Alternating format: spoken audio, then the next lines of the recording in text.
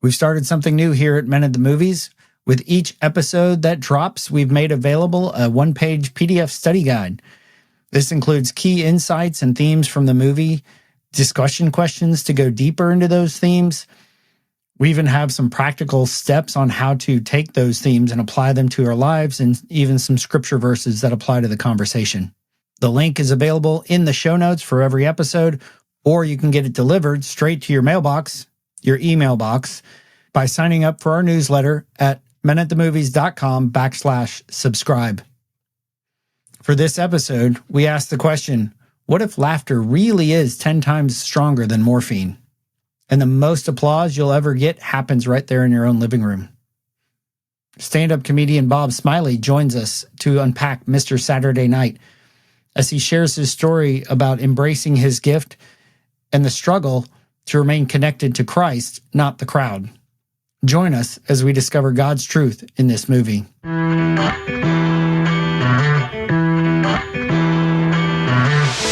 The movies and stories we love are gateways to see ourselves and God in new ways. Every great story borrows its power from a larger story, the story that's written on our hearts and woven into the fabric of our very being.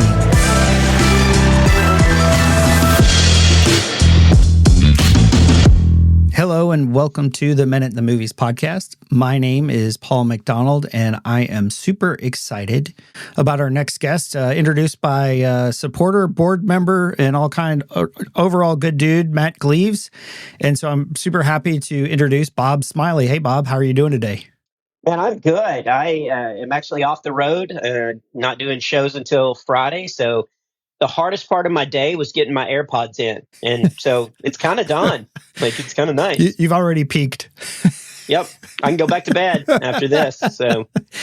So in case people are like, what kind of shows do you do? Because they're like, I don't know, Bob Smiley. What shows do you do? So tell us a little bit about Bob Smiley. First of all, how dare you say something like that? You don't know who Bob Smiley is. I've been around for a long time. Yeah, how dare you? No, I do comedy. I do stand-up comedy. I do all clean comedy. I'm a Christian, so I do mostly churches. Love performing in churches. Do clubs. Like I'm doing. This is a good mix. This next weekend I'm doing a comedy club. And then going to Missouri and doing a fundraiser for a organization, that is a Christian-based organization. And I do shows in little small theaters and kind of all over. It's clean, so you can bring your family. That's what I do, and it's been working for the last 27 years. So 3 more years, I think it's going to turn into something. I'm getting excited. You think this is what you want to do when you grow up? I think, yes. I think, first of all, I don't want to grow up, but if I ever do, it'll be nice to have, something. That's what I told, I'm getting some physical therapy for an elbow. And just over the last year, I've had all these sort of physical ailments pop up. And I was like, I feel 30 on the inside, but my body is telling me I'm 80. Yeah. So internally, I just don't want to grow up, but my body's making me. I saw a meme that said, I'm 52, but inside I feel like 27, but then outside I feel like I fought in the Civil War. And I was like, there you go. That sums it up perfectly. Yeah, so Matt actually sent me one of your videos of like one of your clips, and you were talking about going to a club or something, and they came to you and they're like, hey man, we love your set, just hey, could you drop some F-bombs and stuff? And you're just like, you got the wrong dude. Yeah, I've done 3 dry bar comedy specials, and there's all these other comics that have done these dry bar specials, and so this comic called another comic and was like, hey, I have this show in Houston, I can't make it, can you cover for me? And he said, I can't, but I know a guy who lives in the Houston area. It was kind of funny because I was out in West Texas in a deer stand, and I got this text like, hey, in 3 days, can you be, at this place? And I was headed home after that. And so I was like, yeah, I can actually do it. So I didn't know anything about the event. It was they call it active seniors. And it was like a little village south of Houston. and it was all these retired, seniors, and they pulled up on their golf carts and they came in, and and I was a replacement comic, so nobody really knew anything about me. And so I was kind of nervous, but they all walked in and they each had a bottle of wine. They each had their own bottle of wine, and they walked in. They had their walker parking, where they put their walkers, and walked in, opened up their bottle of wine, and so they introduced me. They were like, and a lot of them didn't even know that there was a replacement until right when the guy introduced. And so I walked out on stage and I was like, hey, I know I'm a replacement, and I don't really know what event this is, but I'm guessing not AA. And they just died laughing, and so I had them, from the beginning. But the day of the show, the guy who was putting it on, who didn't know me, called me and said that. He was like, hey, we want to keep it somewhat clean, so maybe only like 3 or 4 F-bombs. And I told him that. I was like, you got the wrong guy. I only do clean comedy. And he was so disappointed. And he was like, well, I mean, you can talk about sex and stuff like that. And I was like, no, I don't. Like, you're going to get a clean show from me. So maybe I'm the wrong guy. And he was like, well, as you're driving down, if you think of some good stuff, and then maybe just throw in 2 F-bombs.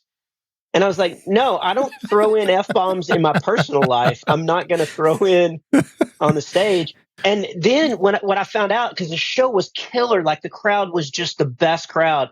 What I found out was that guy likes dirty material, and he wanted a little dirty material just for himself, not because for the crowd. But he had a blast, and he even came up afterwards and was like, I didn't think I would enjoy a clean set, but I was laughing the whole way through. So yeah, it was kind of a nice little, small victory. Nice. Well, I mean, it sounds like the crowd was pretty well lubricated for you. So they were, yeah. They didn't come in on hospital beds, but they all left on hospital beds. So as you and I were emailing and going back and forth, the question I always ask the guests are, well, what's one of your favorite movies? What movie would you like to talk about? And it really came as no surprise you picked Mr. Saturday Night. Back came out in 92. Billy Crystal, kind of peak Billy Crystal powers back then. Mm-hmm, yeah. And so, it's his story as a stand-up. It's like the movie version of The Marvelous Mrs. Maisel. Mm-hmm. Which, yeah, that's a good way to put it. And so, Bob, what was it about that movie when I said, hey, what pick your movie? And you're just like, Mr. Saturday Night, no question. So I actually didn't see it until 96. I didn't even know about it. So I got my degree in elementary ed, was going to be a teacher, and then a principal and a superintendent. That was my life's plan. Was not ever pursuing comedy. Was told all through my life that I should be a comedian. People assumed in college that I was trying to be a comedian. Never once. I love comedy. My dad is super funny, so my dad and I always use humor. But I never thought, and this movie covers this. There are people who are funny in the living room, and there's people that are funny on stage. I thought I was funny in the living room and in the school hallways and, all that. I admired anybody that could get on stage and do it, because basically it's such a different style of comedy, because, you can be funny in the living room just throwing out stuff, but to walk out on stage and have people sit down and be like, okay, make me laugh for an hour, circus monkey. That's a completely different style. And so my junior year, they had a stand-up competition. And I entered it because first prize was $500, and this was in Abilene, Texas. So that's like 8 months rent out there today. And so I was like, I'm gonna do this because I just wanted the cash prize. I won, not even because I was that good. Everybody else was just so terrible, and I won that stand-up competition. 2 years later, this guy that I went to school with was out in Nashville. He started road managing this singer who was about to leave for tour, this Christian singer named Clay Cross. And they had talked about how they wanted a comedian to tour with them and to kind of keep the crowd entertained in between the acts. They couldn't, pay for a comedian to come out for the tour, but they could hire a merch guy. And so this road manager was like, I saw this dude do a stand-up competition in college, and he was really good, and he was clean and everything. So let me call him and see if he wants to come out. We'll hire him as the merch guy, but kind of understood that we're really bringing him out. So this dude tracked me down. This will actually tell your listeners how old I am, but my pager went off. Wow. I made that kind of money back then. And so you did drugs? That's weird. Well, I actually was doing photography because I wanted to be a teacher, but I wanted to see what it was like to make money first. And since teachers don't, right. I did photography. I did photography for a full year to kind of build up a nest egg and, kind of get debt free and all that. And I literally was driving in Dallas. I was driving to this corporate event to shoot this company, and my pager went off, pulled over at a Cracker Barrel payphone, and this guy was like, "Hey, do you want to go on tour with this singer?" And I was so flippant because I didn't realize it was about to change my life. And I was like, "Well, how long's the tour?" And he's like, 6 weeks, but he just won New Artist of the Year, so it'll probably extend to maybe 8 weeks. And I was like, okay, because I literally thought I would go out, they would fire me in a week, and then I would come home.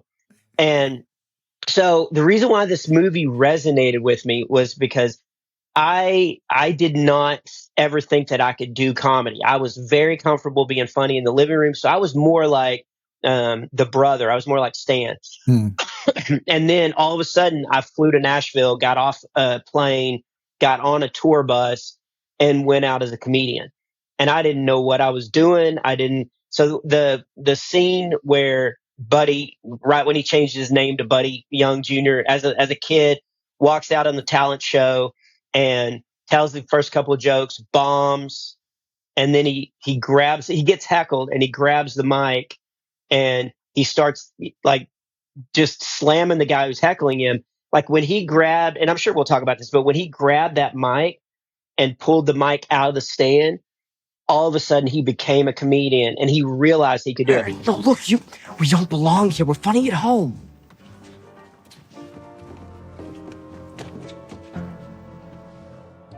You're frightened. I can't believe this, Stan. Every night in bed, this is all we talk about. I'm sorry. Just go home. Okay, fine. Go home. It's okay. I'll do it. What do you mean you'll do it? I'm gonna do the act. What's our act? It's for two. Who's gonna do my parts? I'll do both parts. Maybe, buddy. You're gonna be out there by yourself? Yeah. Well, then wear the bigger jacket. Why? It's funnier. Yeah. Okay. You guys ready? Yeah. Oh, wait. There's a slight change. It's not the Young brothers. It's just Buddy Young. Junior. It's better.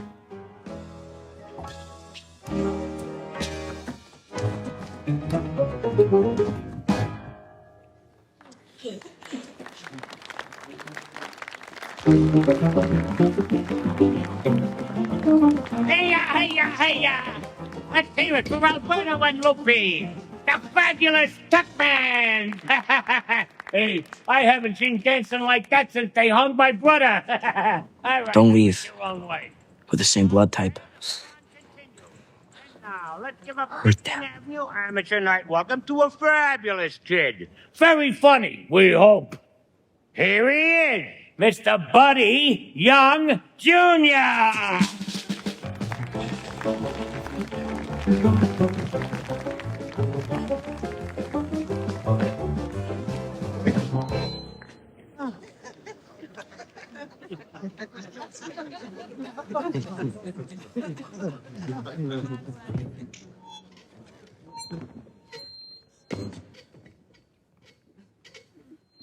We take you now to the final scene at the end of movie King Kong, where the great ape is lying at the base of the Empire State Building, and we turn to Carl Denham, Mr. Denham.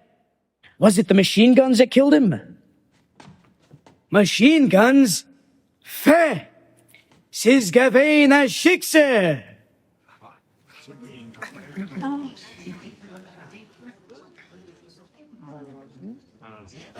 You get it? He was dying. So are you. He's just a kid. He stinks. You don't belong up there. Who said that? I did.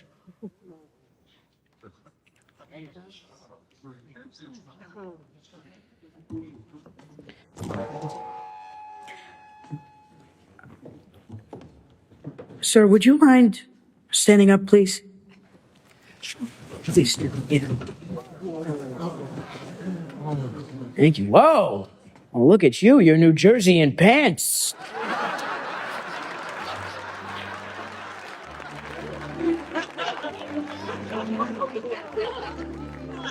Well, I'd like to show you something that you probably haven't seen in a very long time.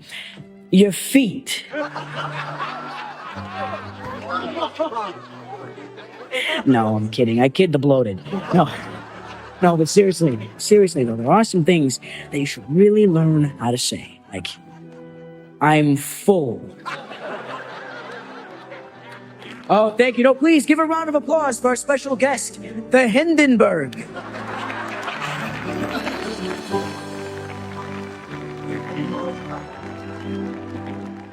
So I know you asked a simple question. I'm giving you a whole plot, but I was living in Nashville. I was single. I was on this Clay Cross tour. When we would come back to Nashville, I didn't have anything to do, but I was also, broke. So I would rent movies from the library because it's free. And so I was looking through movies and I saw Mr. Saturday Night, and I read that it was about comedy. And because I wasn't pursuing comedy. It wasn't like a dream of mine. And I put that in my little VCR. Man, these are all old references. Anyway, I faxed my mom and told her I loved her. And so old references. I finished churning my own butter, and then I started watching the movie. Got on the dial-up. I got on my dial-up. With AOL. I didn't even have dial-up back Right. then, actually.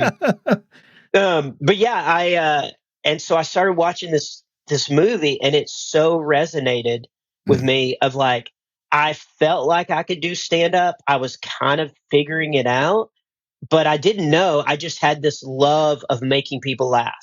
And so when I watched, especially the first half of the movie of the early stuff of him, like figuring out like, oh, I can do this. Man, I was like, oh, this movie resonated, immediately with me. So that was way too long of an answer, but No, it's that's perfect. That's what brought me into loving this movie. And it's a cautionary tale of how not to get caught up. The two things that this movie brought to me was, one, you can do it if you really put in the work. I feel like God actually made me to do comedy, and I feel like I didn't realize it. I didn't actually hear that calling, even though random people would come up to me all the time in college and be like, hey, when you do stand up, you should do a bit about Hotel Stoke being small. And I'm like, what do you mean when I do stand up? Like people just assumed I would like, so I missed all those little hints that I feel like God was putting in my life. And so I feel like God kind of was like, okay, he opened the door and kind of kicked me through it. Like, Right. Okay, you're not going to pursue this. Well, I'm going to have somebody page you, and you're going to pull over to Cracker Barrel payphone, and we're going to get you into the, place that I actually created you to be. So when I was watching that, I was like, oh, so it made me realize, oh, you can do it if you really put in hard work. The other was a cautionary tale because I was just starting out, but it was going really well. And so I did the Clay Cross tour. The Newsboys saw me, which is a huge wow. At the time, that tour that the Newsboys and I did was with a band called Third Day. So it was the #1 tour in Christian music. So now I'm standing in front of like 4,000 or 5,000 people a night. And so things were going really well. So the other thing the movie did was a cautionary tale of, don't let the love of your crowd replace the love of your family. And so I watched it in awe of well, I resonate with this character of, man, I was funny growing up. I loved making people laugh. And then all of a sudden there is a career where I can do that. I can live that out. But then also you don't want that to be your whole identity. Buddy Young Jr., that was his identity. Like even whenever he's talking to, I'm blanking on the big management guy that kind of brushed him off. But oh yeah, there's a scene where he's trying to walk out because they had made a lunch date to talk about everything. Buddy can't walk out until he gets a big laugh. Like he keeps like throwing out one-liners, like, and it's not hitting, but he just like he feels like he's on stage all the time. And that was a good cautionary tale of, don't be that guy. Like, your family is the most important. Your ministry. What are you doing with your local church? What are you doing, for the community? You can't let your ministry be just on the stage. You can't let your love for people just be on the stage. You gotta make your personal life more important than your persona on the stage. And that really resonated. It was just a cautionary tale. Not that I was going to blow up or get my own TV show or anything, but just thinking like, okay, if I do this for a long time, I need to make sure that I do like remind myself, frequently, it's a job. It's just a job. It's a cool job. Like he said on the gazebo, whenever he first met his wife, he was like, it's a strange job and it's fun, but it's just it's what I do. It's just my job. Yeah. Yeah. And I think, that hits for all of us, even if, you're not on a stage, but that idea, like, who we are is so much more important than what we do. Mm-hmm. And I think, especially for men, that's such a key struggle because so often, you see, like, I know a guy who was a fire chief and retired. Within like 2 months, he had died because he had completely lost his sense of identity and self. Like, he'd go into a restaurant, they're like, hey, chief. And now he's like, who am I if I'm not that? Yeah. And we're guilty of perpetuating it because, when I met a new guy at church this last Sunday, and my first question was, what do you do? And that's not the most important thing, Yeah. And it's, have you seen my dry bar specials? That should have been the question. That I don't know what I was thinking, but it is and it is very cool to do a job you love. I am so blessed to do that. I also write books for middle school kids. I love kids coming to my shows and telling me like how much they love my books and how much they laughed at it and stuff. All that is great, but it's just my job. I can't let that be my identity. My identity is I'm a good husband, I'm a good father, and hopefully I'm a good Christ follower. And then it's kind of cool that I have this, unique job. Yeah. You got to keep a balance. I love how it did take God kind of hitting you over the head with a 2x4. It's like, dude, I've sent all these people to tell you what's it going to take. And then, but even then to provide this movie, like you said, as sort of a check before it even got to a point. It's almost like he's like, I know this guy might go off the rails, so let me provide the guardrails before he even thinks about it. He really did because, like I said, I was going to do photography for a year and then start teaching. And I think that would have been an amazing career. But teachers, my whole family's in education and all that. And honestly, teachers, I think, do some of the greatest work in our country. So nothing against me not ending up being a teacher, but that's not what God created me to do. And so I think God, kind of threw me a little rubber. But even weird stuff like, so once I started and realized, oh, I can do this, I started looking back on all these like moments. So I was, me and a guy named Patrick Toombs, we were out fishing at night at the lake, Fort Phantom. Outside of Abilene. And it was like 2 a.m, and we were fishing for catfish, and we're just sitting out there, and it's peaceful and everything. And he was headed to be a singer. He had an amazing voice, and people in the opera were already kind of courting him because he could do opera. It wasn't his style, but he could definitely sing. And so we're just sitting out there and just kind of breaking the silence. He was like, "Man, Smiley, people people don't really know what we're going after. And I was like, what are you talking about? And he goes, people want to get their, jobs and, have a pension, have a, all that kind of stuff. But we're chasing something different. And it's really kind of hard to get people to catch that vision. And I was like, what do you mean? He goes, like, I'm going to be an opera singer. You're going to be a comedian. And I remember looking over at him on the dock, and I was like, I'm going to be a teacher. And he goes, no, you're going to be a comedian. But, and I was like, don't speak over me. Like, so, but even like that moment, or like I said, that guy coming up to me the first week of college and saying, hey, when you do your stand up, you should do a bit about hotel soap being small. I was like, but I'd only been there a week, but I was already kind of labeled the funny guy, on campus. And so, yeah, I look back on some of that stuff of God really putting people in my life to be like giving me direction. I, of course, was too dumb to pick up on it, but, thankfully, eventually I got it. And that should be a relief for everyone who's listening, that you don't have to pick up on all the signals that when God's moving, he's going to move, and you don't even need to be that aware of it. He'll move regardless. Yeah.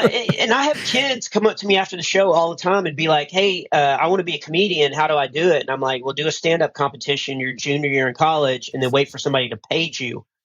So go to a pawn shop and get a pager.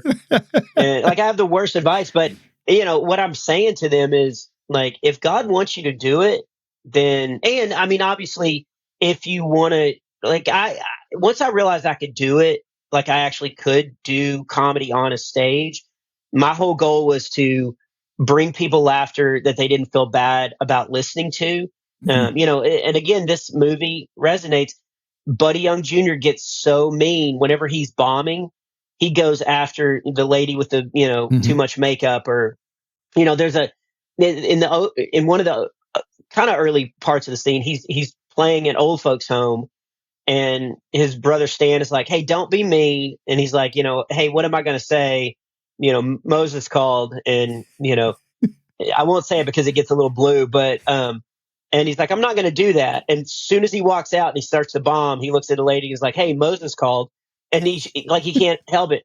And it was just, there were so many little cautionary tales of like, man, why are you in it? Like, what is your purpose behind doing comedy? And mine is to give people the ability to have release, for an hour plus of whatever troubles they may be having in life, bring a little joy, a little laughter, but also bring a little encouragement that, God has good times for us. God has, blessings for us. God can get you through very difficult things. And so if I can give them a little message of hope as well. So, I really try to stay focused on why did God give me the ability to get on stage? And so try to make that, kind of one of my main purposes as well. And not the fame and the applause and all that other stuff. How did God enter your life? How did that relationship begin? We might get to the movie, maybe not. Yeah, I know. Yeah, I realize this is way too much about me and not Buddy Young. But I have great parents. I have amazing, just God-loving parents. They all through my life showed me how to serve, how to love on other people. One of my favorites. So I grew up in a town with 281 people. It was very small. And it stayed 281 because it seemed like every time somebody got pregnant, somebody left town. So it stayed at 281 pretty much the whole time I was there. Very small. My dad was the superintendent of that small school. So this is a good glimpse of how I was raised, with the example of loving other people the way, Christ loved all of us. My dad, we were driving into church, which was about a 30-minute drive into a big town. And there was a guy broken down on the side of the road. My dad always stopped, always helped someone, picked him up. We drove into the big town. We got a spark plug and drove him back, fixed it. The guy was so amazed that anybody, even back then, would stop and take that much time out of the day to help somebody else. He wanted to thank him, but, he didn't, there were no cell phones. There were no, and so he literally wrote a letter. This guy wrote a letter to the mayor of Era, Texas. That's all that was on the letter, and mailed it just to Era, Texas, hoping that it would get to the mayor. And the whole letter was, "Hey, I just want to let you know that your town has a great, guy in it, Dale Smiley." And so it went to the post office, which was Emma Jean ran it out of her mobile home, and it got to her, and Emma Jean was like, "We don't have a mayor. Like, who's the guy most in power?" Well, I guess that'd be Dale Smiley. So my dad got a letter about him to him. But my parents are just great people. They love the Lord. They also did a great job raising me, not forcing but they wanted me to have my own relationship with Jesus. So we were required to go to church. We were required, we prayed at every meal and stuff, but they didn't really force it. They didn't, every day they weren't like, "Are you reading your Bible? Are you, they let me kind of discover my own relationship with Jesus. But because I respected my parents so much, I thought, hey, if this is the path they're on, I want to definitely look into this and be it. So it's kind of a boring testimony. My friend Tim Hawkins has a great bit. He's like, you ever listen to somebody up there talking and they've got the best testimony and you're sitting back there going, "Man, I wish I was addicted to meth." Like I feel like that sometimes because I wish I had almost died. Yeah.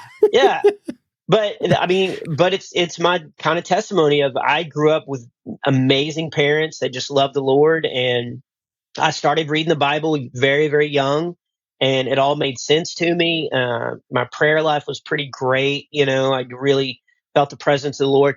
Growing up way out in the country, I spent most of my time walking. We had this creek that backed up to our. So I spent so much time with God growing up, and just seeing His creation and seeing just how perfectly designed everything you just really couldn't deny the presence of a creator. And so, I became a Christian pretty early on. Yeah, it's not typically the story that we hear. Normally it's, I became a Christian early on, then I fell away, did some stuff, went sideways, and then he rescued me, right? Yeah. I became a Christian early on. I went out to build a testimony.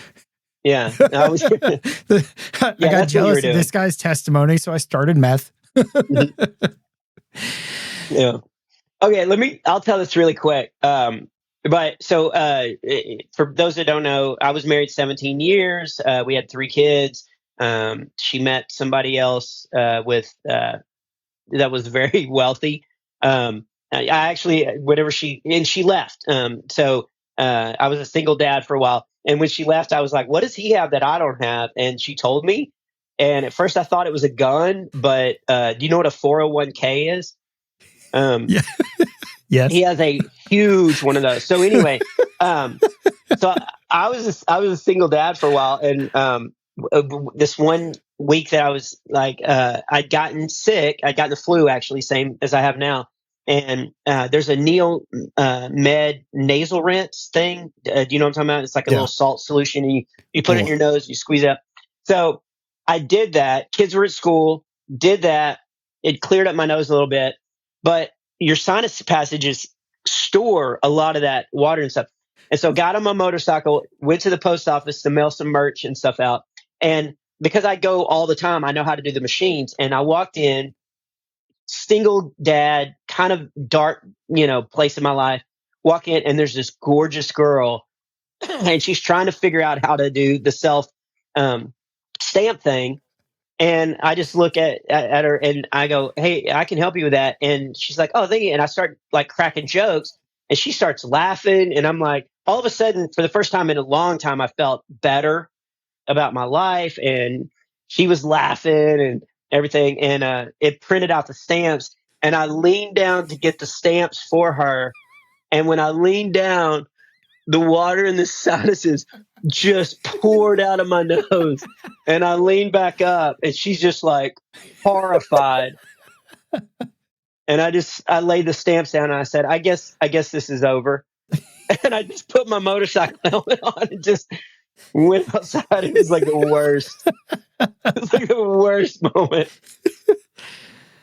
So again, not to get a little sidetracked, but that's a pretty rough moment. Mm-hmm. when, like you just said, your wife left because this dude had a huge 401k, and how did that hit your faith? How did you handle that going That's a through great that? question, because you mentioned earlier, normally you don't hear the story of, I started out Christian and then you fall away. I never fell away because I believe that God gives us free will, and sometimes people choose selfish things, and it affects your life. And so even if you're trying to live a godly life and stuff, people, they're going to make decisions around you that are going to affect you. And so I never went through a crisis of God's not real or anything. What I did go through is, like, I know you're real, but why aren't you here? Like, I felt like, not that God turned his back on us or anything, but I felt like, like all of a sudden God's protection wasn't on my family. And I know anytime you stand on stage and if you're going to tell people about Jesus, you're going to have a bigger target on your back. And so, I knew all that. I just never expected it, to happen like that. I mean, we were vacationing with this family. We were really close with this family. And then all of a sudden, I was like, oh, it's a wolf in sheep's clothing kind of thing. And so it didn't really affect my faith in God or, his power or his creation or any of that. But I did wrestle with, like, I feel like you're not here, which is, now that I'm good and I have an amazing wife, like, God brought this awesome Jesus loving person in my life, and not too bad on the eyes. And so not the lady from the post office. It wasn't the lady from the post office. That ship sailed. That ship, yeah. That got rained out, so to speak. But yeah, but I look back on it and just be like, it was kind of selfish to be like, I really did have a charmed life pretty much all my life. Great parents, ended up in a career I never thought I'd be in. Like, I had a charmed life. So for me to be like, oh, where are you now? Like, that's pretty, pathetic, like, selfish.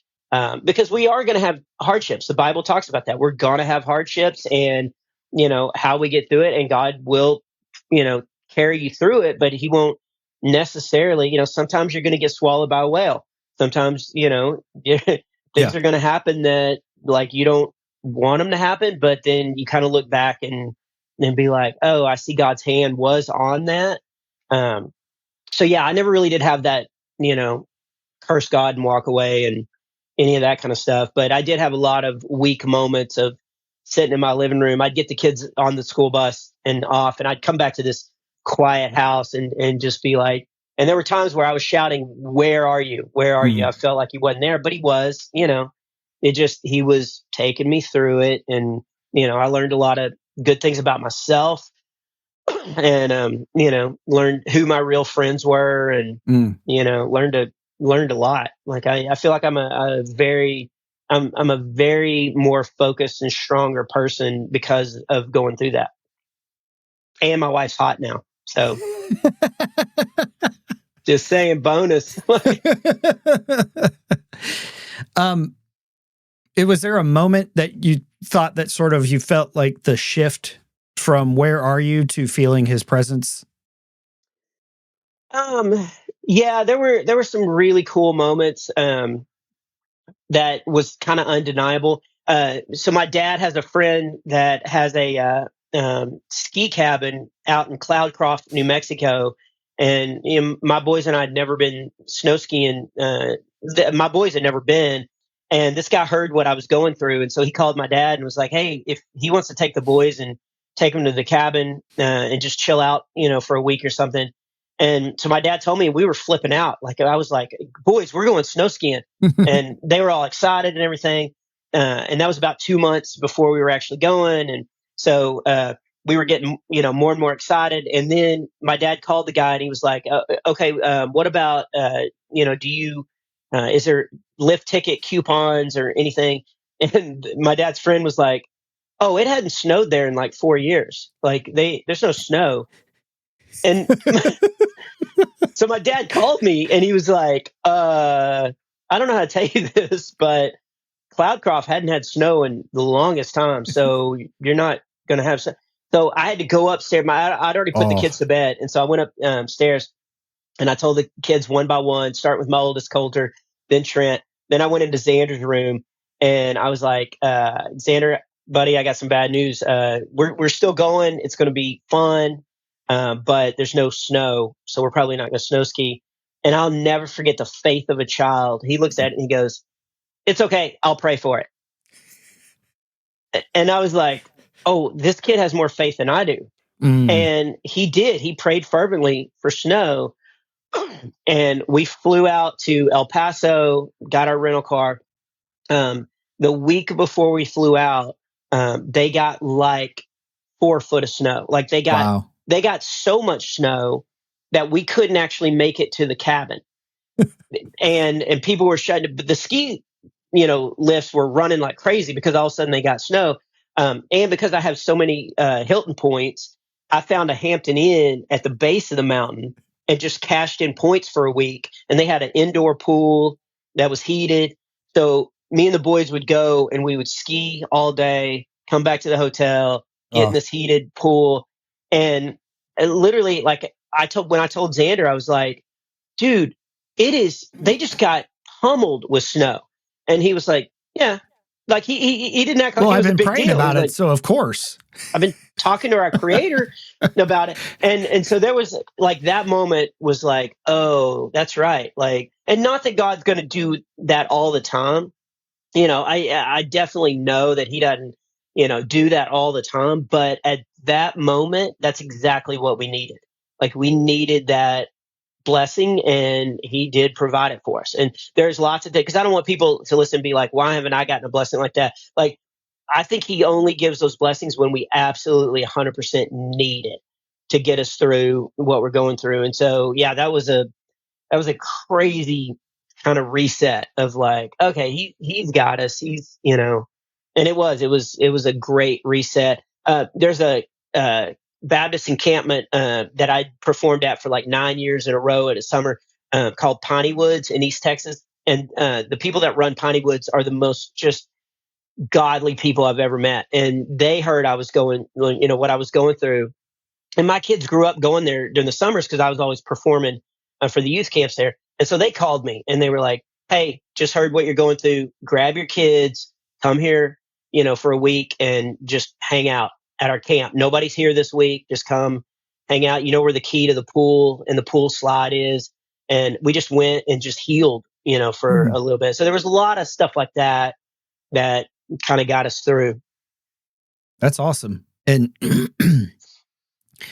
yeah, I remember seeing something how, like basically they were making fun of people for thanking God for what could be termed as little things, right? Mm-hmm. Just like, oh, how nice, God gave you that, but where is he with the earthquakes or the fires or the wars? Yeah. It's like, oh, nice that you got snow, but why doesn't he show up in these bigger events? Which you also mentioned earlier, being when you're up on stage, living a life of faith, walking with God, it does put a target on your back. Mm-hmm. And I mean, Job's come up a lot in conversation lately. So what brought Job to, Satan went to heaven, and it wasn't even like Satan looked at Job. God looked at Job and was like, hey, look at my boy. Yeah. He's listening to me. He's walking with me. And Satan's like, oh, well, of course you're protecting him. Yeah. And it's like, okay, well, let's prove it. When you were talking about feeling God's presence, and we think about, there's all the fourth man in the fire song, and there's the Daniel shutting the mouth, God shutting the mouths of the lions. Mm-hmm. And it's real easy to think of he's the fourth man in the fire. Yeah, but we got thrown in the fire in the first place. Right? I just heard that song for the first time this Sunday. That's crazy that you reference that. But yeah, so here's the thing. One, this isn't our final resting place. Yeah. So, and everybody has free will. A lot of people are like, why did God let the fires happen? A lot in the past, at least with fires, It's because somebody threw a cigarette out in California and caught the whole place on fire. Like bad things are going to happen, and we need to keep a mindset of this is not our final resting place. That if we wouldn't have gotten snow, we would have gone out there and just had a blast, drove around, found things to get into. But God knew that we kind of needed that blessing right then, and I think He does that. But He's not going to. I don't think He's going to protect us from everything. Otherwise, is that really free will to love Him? If He's constantly, so the Job story does resonate. Sure. Yeah. If Job has a phenomenal life and he loves and praises God, well, of course he's going to. But when things get hard, are we still going to love the Creator? Are we still going to be like, and just keeping in the mindset of this isn't our final resting place. Like it is an imperfect world. Satan does roam like a lion, and there's going to be attacks. There's going to be bad things that are going to happen. Not to play the victim. But 2 weeks ago, I had this really bad hangnail right here on the edge, and that was annoying for about a day till I could find the fingernail clippers. We're going to have struggles, like deep rooted. That's so terrible. We're gonna. Sorry, I was like in my mind. I was like, "Oh, you're being too serious." But it is. I mean, that's what it is. This is an imperfect world. There's going to be bad stuff that happen. But this isn't it. There's a second verse. Yeah, and that really goes back to the movie of Mr. Saturday Night. No, I don't know how much we're supposed to be talking about the movie, but it's all right. It's I was just like, oh, I'm trying to even think of what clips. I think I'm going to go back and put in, like when you were talking about his first stand up and actually sort of fade you out and fade that in to bring that up. I thought that would sound kind of cool. But the others, like if you're going to do this, like, one of the things at the beginning where they're showing, he's got his show and he goes in and his daughter's all excited and all this. And he's like, let me see that double take. And she does this double take and he goes, needs work. And you just see it crushes her, and again, it's a cautionary tale of your family is more important than your career or what's going on, like that was a great scene. And then of course, do you ruin, like, do you do spoiler alerts? Dude, so it's a what, 33-year-old movie? Yeah. I actually was impressed that you knew it, because I've even talked to a lot of my comedy friends that had never heard of it or seen that movie. Now, they did a Broadway play of it recently, and so it's kind of gotten some resurgence. But then at the end of the movie, when he and Susan, his daughter, are kind of making up, and he realizes he's been a bad dad. She hadn't lived a great life. She, definitely had some trauma growing up and let it kind of, make decisions for her and all that. But at the end, he's like, let me see that double take. And she does it. And he's like, perfect. And you realize, like, he realized the most important job is to love on your family, love on your kids, so it does kind of have that nice little ending. And you see that, that was you that's a great point. You see that little girl's heart. Like she just brightens out, she did an amazing job of revealing that and I think even the line that I really liked is, we're all kids in wrinkled bodies, which I guess still goes back to my premise is I'm 30 on the inside and 80 on the outside. Yeah. One of the things this movie did so well was, even when they're old, whether it's the daughter or whether it's the brothers, you still see the kids. And but you also still see that pain that was inflicted, like how he, how he would make fun of, how Buddy would make fun of his daughter on stage, and you would see how that would hurt her heart. Oh yeah. So you understand why she's gone in that direction later in the movie. Yeah, and another thing that I don't know how I got this early on, but to be a comedian, you have to have thick skin, because if you have the guts to stand on stage and be like, I'm going to make you guys laugh, you're going to get heckled. You're going to, and this was before YouTube. Now I'll put a clip online on Instagram or Facebook or YouTube, and there's always trolls out there just saying the meanest stuff. I mean, I eventually had to block my dad, and they'll just tear you down. So you do have to kind of have this like thick skin and all that, but you can't let that like permeate and dictate off the stage. You can't have this thick skin, not let anybody in, not let So when the daughter is doing the double takes and stuff, you could see at the early part wherever he's like needs work, all he's thinking about is career. Like, yeah, I wouldn't put you on my show. That's terrible. Instead of like encouraging his daughter as a father. And you gotta, as a comedian, you have to have this thick skin, but you also have to stay gooey on the inside. So when you're off the stage, the gooey part is what like drives your life. Yeah, man, I love that idea of you. Even going back to that idea, like in this world you will have trouble. Jesus' words, not mine. We are going to experience trials, tribulations, suffering, all the things, because we live in a fallen world. We live in a world at war, and you do need that thick skin to go through it.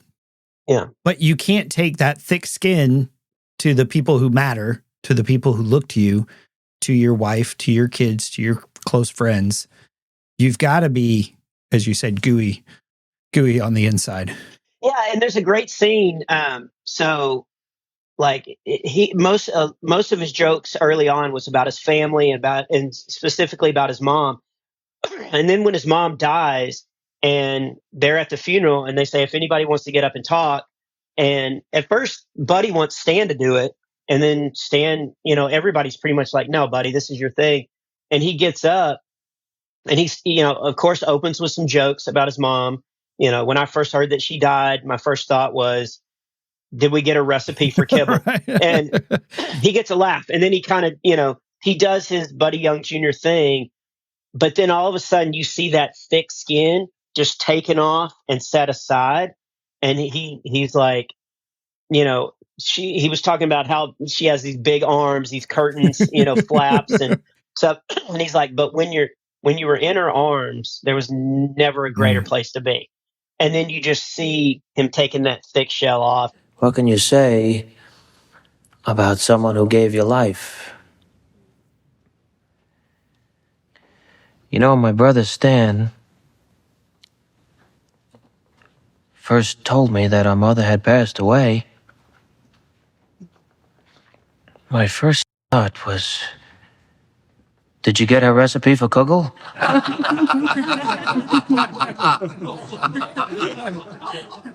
The woman lived in the kitchen.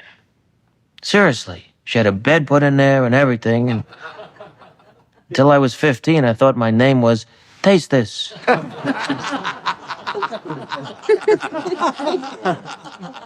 To blow my nose and gravy would come out. Yeah.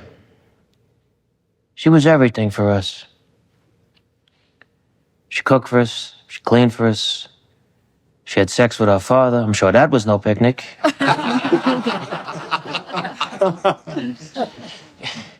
Remember the arms on her?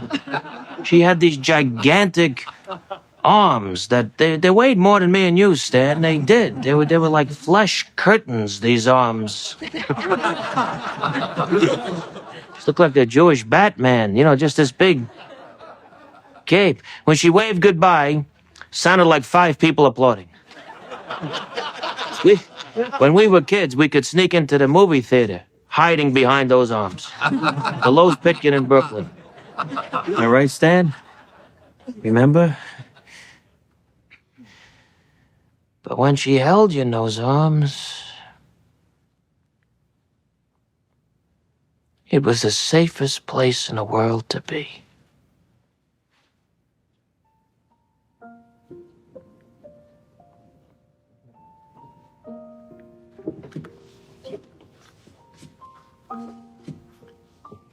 I loved making her laugh.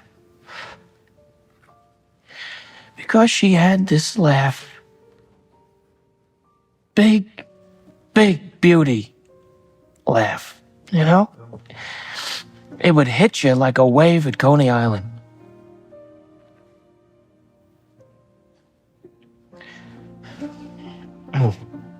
I've done a lot of things in my life that,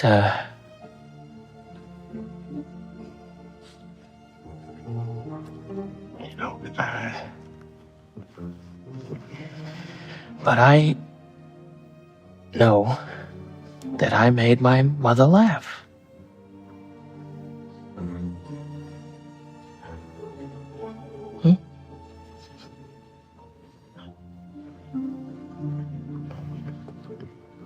She was 91, and she went too soon. One of the greatest things in life, and I even think about this now as my parents are getting older. And Buddy says this. He goes, of all the things I've done, one thing I can proudly say is I made my mother laugh. Like I made her laugh.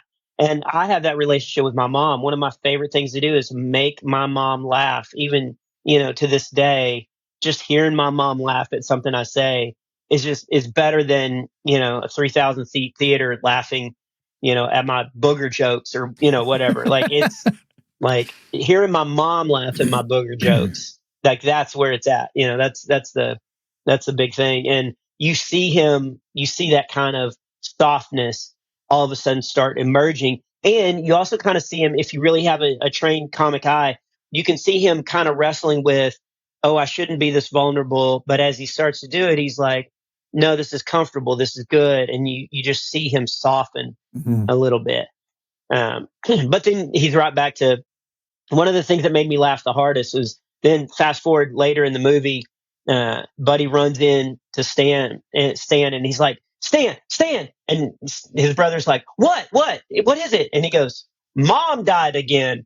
And like, that sums up everything. Like he had something so important, so like he had to share with his brother, but he also thought of a joke. So he's got to throw that out.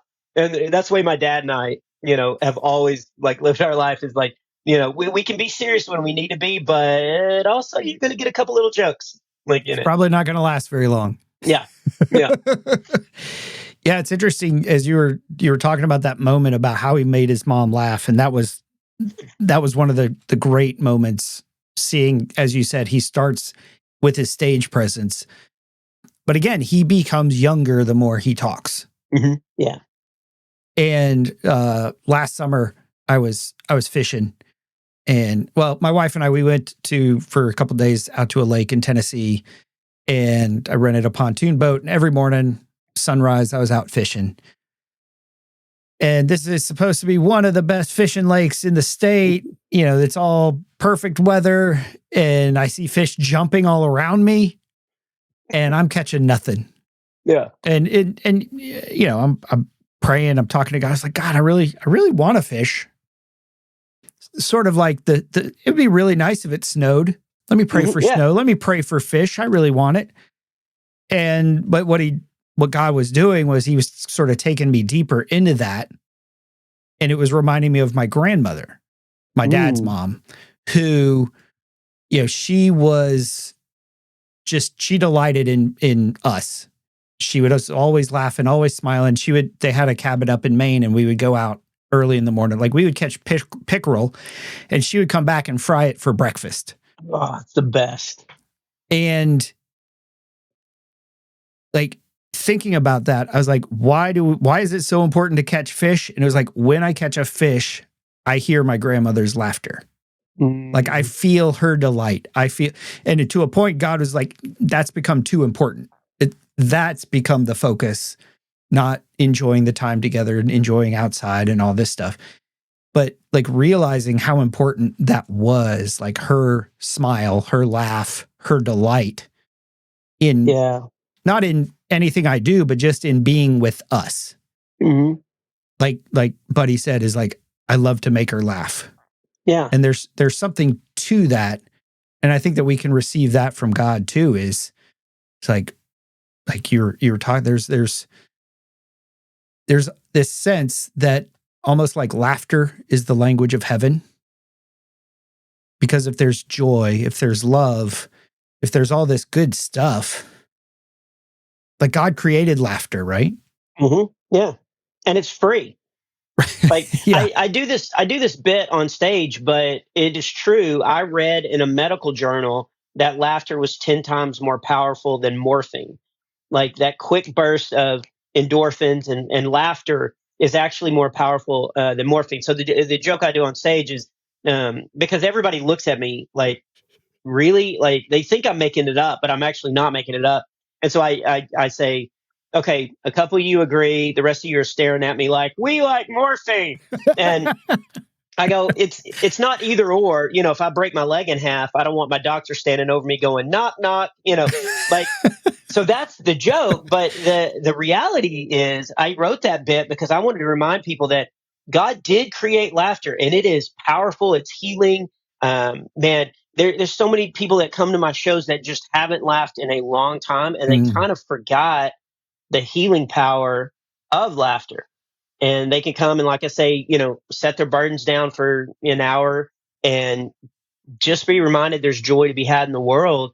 And that's a powerful thing that God created is laughter. And so, yeah, I think that's why that resonated with me, that funeral speech, because yeah, ultimately I've been doing this 27 years. I've made quite a few people laugh. Not anybody at my show last weekend, but most of the time, like I've made people laugh. And but the greatest achievement is I've made my family laugh. You know, I've made my boys like my living room's right off my office here.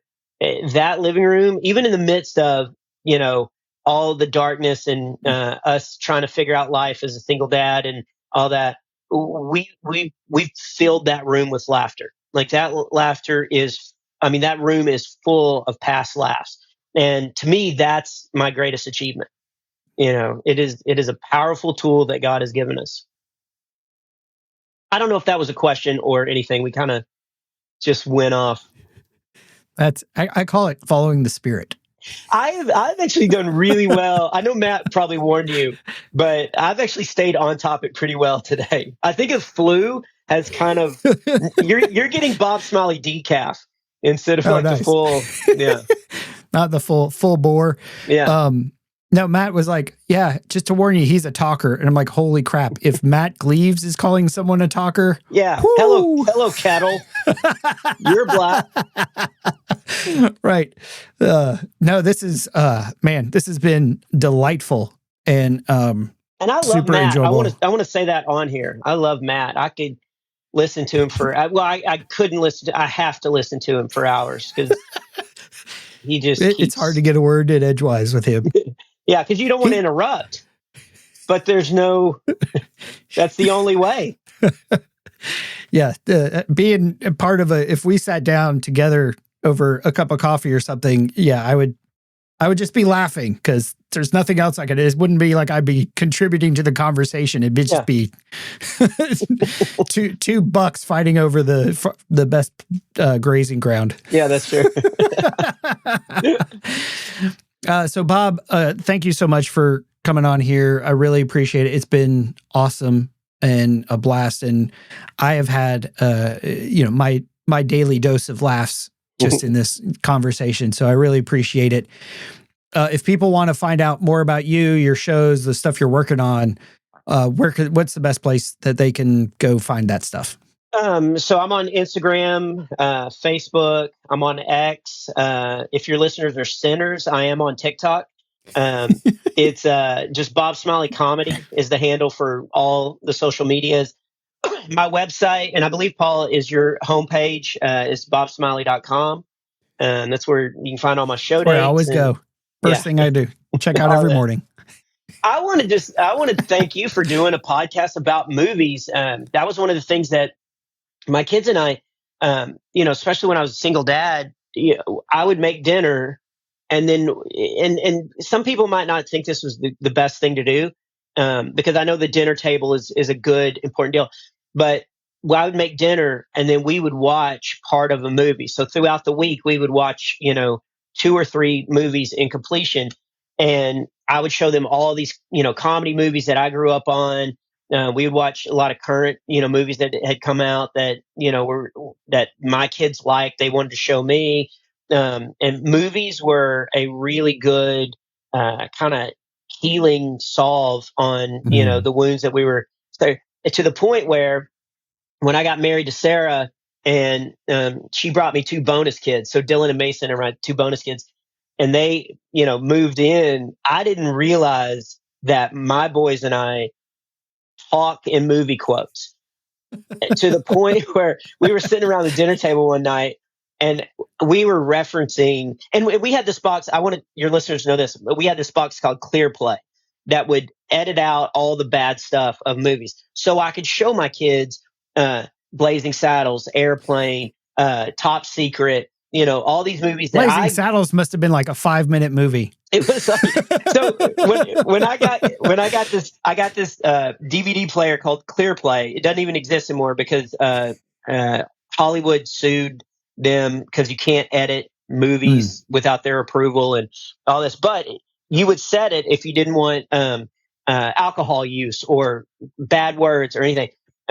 So I got the DVD box, set it up in the living room, kind of forgot about it. But then what was the movie? It was Jack Nicholson, Leonardo DiCaprio. It was a cop movie. The Departed?